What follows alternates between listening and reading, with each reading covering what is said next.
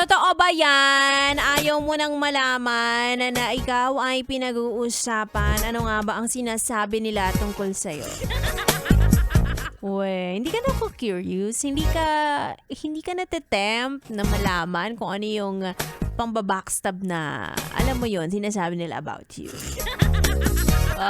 Taray, di natitinag oh. Parang may character development yarn. Mga yes, pre na back, it's me. Ganda Wanda, kasama niyo pa rin dito sa 101.1 Yes FM. At ang chika sa akin ay eto na nga. Kung dati ikaw ay certified chismosa, meron ka pang lisensya. Ngayon daw ay lumalayo-layo ka na sa mga chismax na yan. Bakit? Ano nangyari? Kinarma na ba tayo dyan, ha?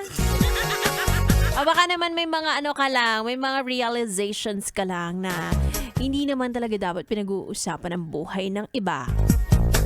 O kaya naman, pwede naman, pero wag naman yung naninira. Dynasty ba yun? Wag naman yung gumagawa-gawa ka ng kwento, di ba? O alam kong magaling kang storyteller with actions pa, ganyan. Pero yung dadagdagan mo yung kwento kaya babawasan mo, 'di ba? Parang yun yung yun yung kailangan mong tanggalin. Parang for me negative siya. For me lang naman, ha. Hindi ko alam kung for you din. Charot. 'Di ba? O wag ganon. Kung ano yung narinig mo, kung ano yung nakita mo, dapat yun lang. Hindi yung magsasabi ka pa, 'di ba? Parang halimbawa nakita mo nagtatalo yung or alam mo yon, parang nakita mo lang nag-uusap yung katrabaho mo, dalawang katrabaho mo. Nakita mo na parang medyo tumaas yung kilay ng isa. Ang hindi mo alam, kaka-microblade niya pa lang pala. Hindi naman pala sila nag-aaway. So, iti-chikam na agad sa iba mong katrabaho. Ay, nag-aaway sino ba example? Nag-aaway si Sexy Megan tsaka si Maria Morena kanina. Diba? Hindi mo alam, kaka-microblade pa lang ni Maria Morena. Yan ang chismis na mali. Hindi katulad ito. Example, si Rico Panyero po ay isang malaking budol. Pag may gusto siyang i-share, ipapabili niya sa inyo, tapos sasabihin niya sale, 'di ba? Ayun, yun? Real yun.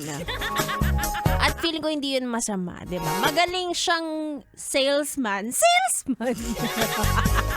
'Di ba? May potential maging agent si Rico Panyero. Pag nadagdag bawas, ha, i-develop mo yan. Mas maganda nga sana yung wala ka na lang alam, gano'n. Sabi nila advantage daw yung may alam, pero minsan mas masaya kapag wala kang alam. Anyway, magpapaalam na ako. Baka maubos ang aking enerhiya ngayong Lunes dahil Lunes pa lang. Sige na, let go ko na kayo. Ituloy natin ang ating tugtugan dito lang sa 101.1 Yes FM Solid.